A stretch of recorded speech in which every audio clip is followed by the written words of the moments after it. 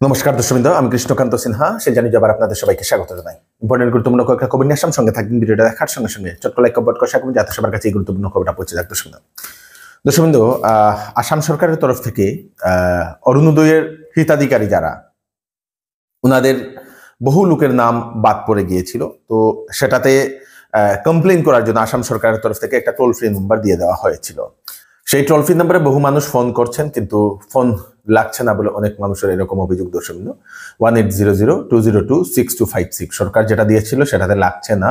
তো সরকারের তার ব্যাপারেও একটু ভালোভাবে যাচাই করা দরকার যে কেন সেই মানুষ সেই নাম্বারে, যারা হিতাধিকারীর নাম যারা বাদ পড়েছিল তাদের নাম্বারে ফোন করলে কেন লাগছে না। সরকারকেও একটু তার ব্যাপারে দেখা দরকার বলে আমরা মনে করি। অনেক মানুষ আমাদেরকে ফোন করে, ওনারা কমেন্টও করছেন যে সেই নাম্বারে লাগছে না বলে।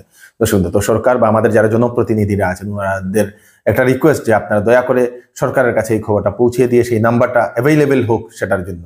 বা মুখ্যমন্ত্রী বলে দিয়েছেন ব্লকে যে অরুণোদয় সহায়ক যে দেওয়া হবে সেটাও তাড়াতাড়ি অ্যানাউন্সমেন্ট করে দিলে বহু মানুষের লাভ হবে। দর্শকবৃন্দ, আগামীকাল টেটের পোস্ট গ্রাজুয়েট টিচার এবং গ্রাজুয়েট টিচার যারা পরীক্ষা দিয়েছিলেন তাদের ফলাফল বেরোবে 10:30টার সময়।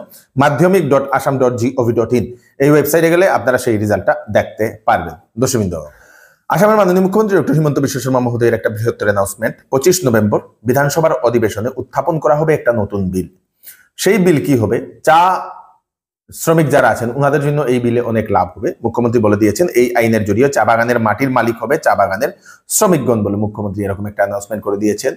তো সেই চা বাগানের শ্রমিকদের জন্য একটা ভালো একটা খবর আসতে চলেছে এবং বিল অ্যানাউন্সমেন্ট হওয়ার পরে সম্পূর্ণ এই বিলের অ্যাকচুয়াল ডিটেলসটাকে সেটা আমরা বলে দেবো। মুখ্যমন্ত্রী শুধু একটা ইঙ্গিত দিয়েছেন, সেটাতে চা শ্রমিক যারা আছেন ওনাদের জন্য লাভ হওয়ার সম্ভাবনা। দর্শকবৃন্দ, সেই 25 নভেম্বর তার একটা অ্যানাউন্সমেন্ট হবে বলে মুখ্যমন্ত্রী সেটা জানিয়ে দিয়েছেন। দর্শকবৃন্দ, আসামের যে সকল রাজ্য সরকারের কর্মচারী আছেন ওনাদের জন্য সুখবর। কেন্দ্র সরকারের কর্মচারীদের ডিয়ারনেস অ্যালাউন্স যেটা সেটা বৃদ্ধি হয়েছিল দর্শকবৃন্দ। এবং তারপরে আসাম সরকার বলে দিয়েছে যে আসামের রাজ্য সরকারের যে সকল কর্মচারী আছেন এবং সেই পেনশন হোল্ডার যারা আছেন ওনাদের বৃদ্ধি হতে চলেছে 3% বলে মুখ্যমন্ত্রী সেটা জানিয়ে দিয়েছেন। দর্শকবৃন্দ, আগে 55% ডিএডিআর ছিল, সেটা এখন 58% হয়ে যাবে, যেটা সেন্ট্রাল গভর্নমেন্টের এমপ্লয়ীদের সঙ্গে সেই ডিয়ারনেস অ্যালাউন্সটা সমান করে দিয়েছেন।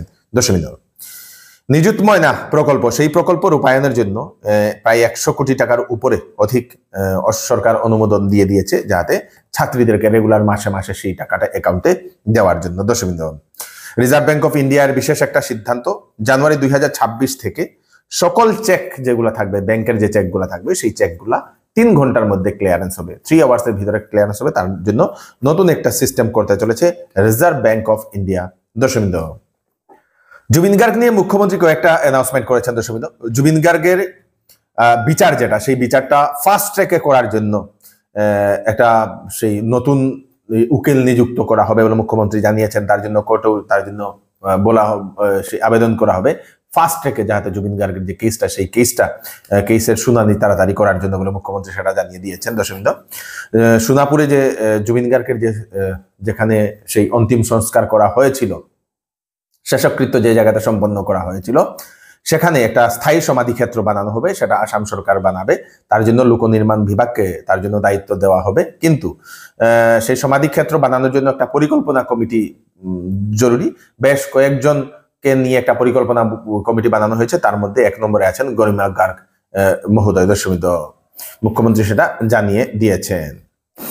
বাক্সা জেলাতে যে হিংসাত্মক যে ঘটনা হয়েছিল, সেই ঘটনার জন্য 2 জনকে গ্রেফতার করা হয়েছে, আরো 9 জনকে শনাক্ত করা হয়েছে, আরো বহু কয়েকজনকে শনাক্ত করা হয়েছে। তাদেরকে এখন খোঁজাখুঁজি চলছে বলে সেটা জানা গেছে। 2 জন ব্যক্তি যাদেরকে গ্রেফতার করা হয়েছিল তাদের নাম হচ্ছে রমিজ আলী এবং আলেহা মিয়া বলে সেটা মুখ্যমন্ত্রী সেটা জানিয়ে দিয়েছেন। দর্শকবৃন্দ, এবং স্থানীয় যারা মানুষ আছেন ওনাদের মতে, সেখানে স্থানীয় যারা যুবক ওনারা কম ছিলেন, মানে ওনারা শুধু দেখার জন্য ছিলেন, কিন্তু যারা সেখানে গন্ডগোলের সৃষ্টি করেছিল, পাথরবাজি যারা করেছিল, তারা স্থানীয় যুবক নয় বলে স্থানীয় মানুষেরা এরকম জানিয়েছে। দর্শকবৃন্দ, গতকালকে পুলিশও লাঠিচার্জ করেছিল এবং পুলিশের গুলিতে আহত হয়েছিলেন একজন যুবক, তাকে হাসপাতালে অ্যাডমিট করা হয়েছে, এইমসে তার চিকিৎসাও চলছিল আজকে। দর্শকবৃন্দ, সেই ব্যক্তি এখন সুরক্ষিত আছে বলে সেটা জানা গেছে।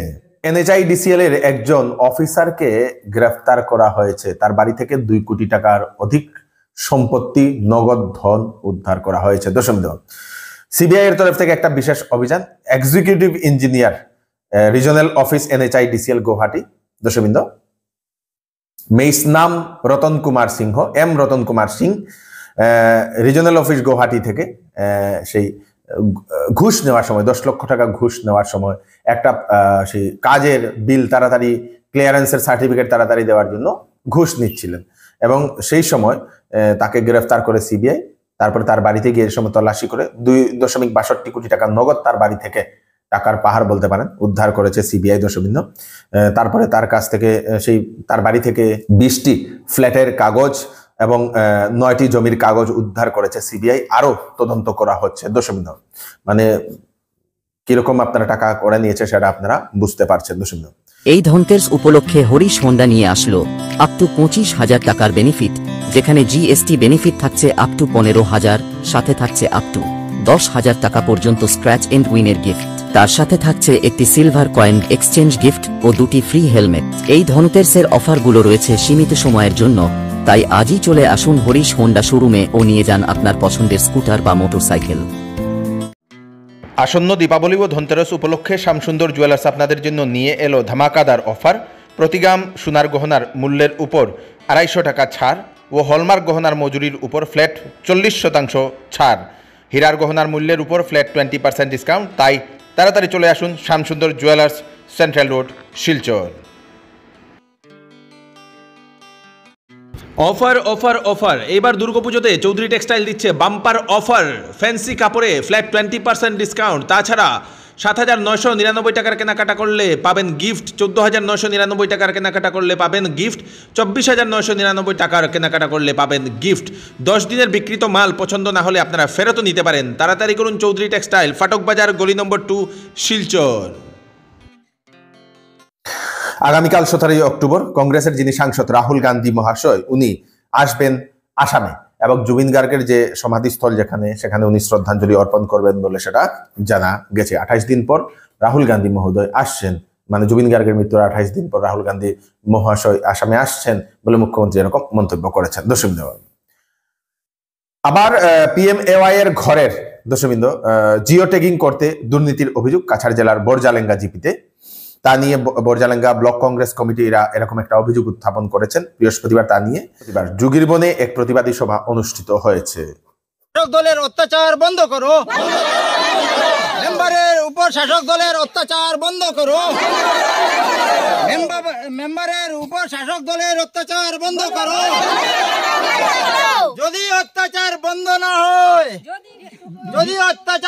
না হয়, তাহলে আমরা বৃহত্তর আন্দোলন গড়ে তুলব।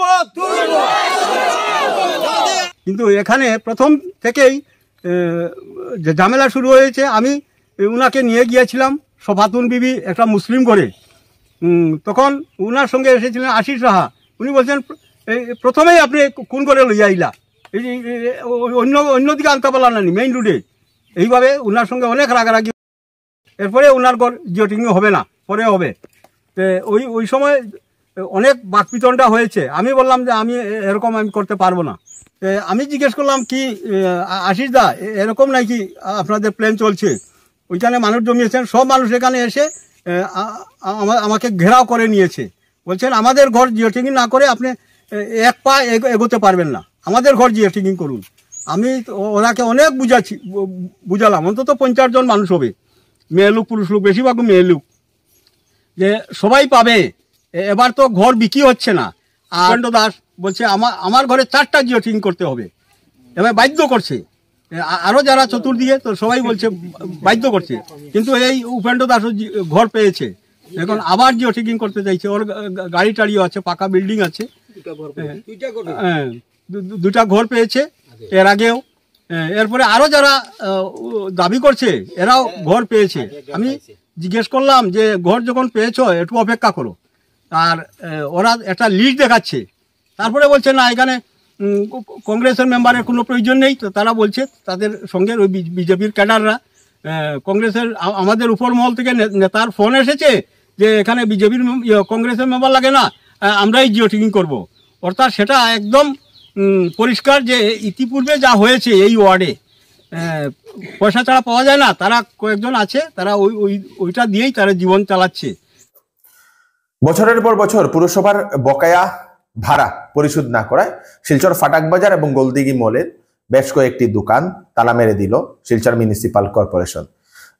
দোকান ভাড়া বাবদ নাকি প্রায় 2 কোটি টাকা বকেয়া আছে বলে সেটা জানা গেছে। দর্শক, অনেকেই দেননি টাকা, তার মধ্যে একজন প্রাক্তন কমিশনারের নাম আছে বলে এরকম জানা গেছে। দর্শক, গোলদিঘি মলের একটি রেস্টুরেন্টেও, যেটার নাম বাবু মশাই, সেটারও অনেক টাকা বকেয়া ছিল। তার জন্য সেই দোকান এরকম তালা লাগিয়ে দিয়েছে এবং কমিশনার মহোদয় জানিয়েছেন তালা লাগানোর পরে বেশ কয়েকটি প্রতিষ্ঠানে তাদের বকেয়া ক্লিয়ারও করেছেন বলে সেটা কমিশনার মহোদয় সেটা জানিয়েছে। हमने रेगुलर एक इंस्पेक्शन किया था कॉरपोरेशन के साइड से, जो म्यूनिसिपल स्टॉल्स हैं या जो भी प्रॉपर्टीज़ हमने रेंट पे दे रखी हैं उनके रिगार्डिंग, जिन शॉप्स का रेंट एक समय से ज़्यादा पेंडिंग है, उस इंस्पेक्शन के दौरान काफ़ी सारे शॉपकीपर्स ने हमें on the spot rent payment भी किया और वो नेसेसरी जो रेगुलर प्रोसेस है as per Assam municipal corporation act, उसी से रिलेटेड एनफोर्समेंट एक्टिविटी थी। सभी लोगों को प्रॉपर नोटिस सर्व किए गए थे पहले, और 2-3 साल से नोटिस का रिप्लाई ना किए जाने के बाद कुछ शॉप्स को सील किया गया। कितना शॉप है मैडम? 4 से 5 शॉप्स के ऊपर कार्यवाही की गई थी, उसमें से कुछ ने ऑलरेडी रेंट पेमेंट कर दिया है। और गोलदिघी मॉल में कितना है? टोटल मिला के इतनी ही शॉप्स पे कार्यवाही की गई थी। গুজরাটে যিনি এখন মুখ্যমন্ত্রী আছেন সেই মুখ্যমন্ত্রী ছাড়া বাকি সকল মন্ত্রী পদত্যাগ করেছেন। দর্শক, হঠাৎ করে সেই পদত্যাগে একটা চর্চা চলছে সব জায়গাতে সমগ্র দেশে। দর্শক, এবং আগামীকালকে নতুন ক্যাবিনেট কমিটি বানানো হবে এবং আগামীকালকেই সেই 11:30টার সময় নতুন মন্ত্রীদের শপথ পাঠ হবে বলে সেটা জানা গেছে। এই হচ্ছে আজকে স্পেশাল কয়েকটা আপডেট, তাড়াতাড়ি 13টা আপডেট দিয়ে দিলাম, সবাইকে পাঠিয়ে দেবেন যাতে সবার কাছে পৌঁছে যাক। আমি কৃষ্ণকান্ত সিনহা আবার নতুন একটি ফ্রেশ আপডেট নিয়ে আবার আপনাদের সবার সামনে ফিরে আসবো। ততক্ষণ আপনারা সুস্থ থাকবেন, সেফ থাকবেন। ধন্যবাদ।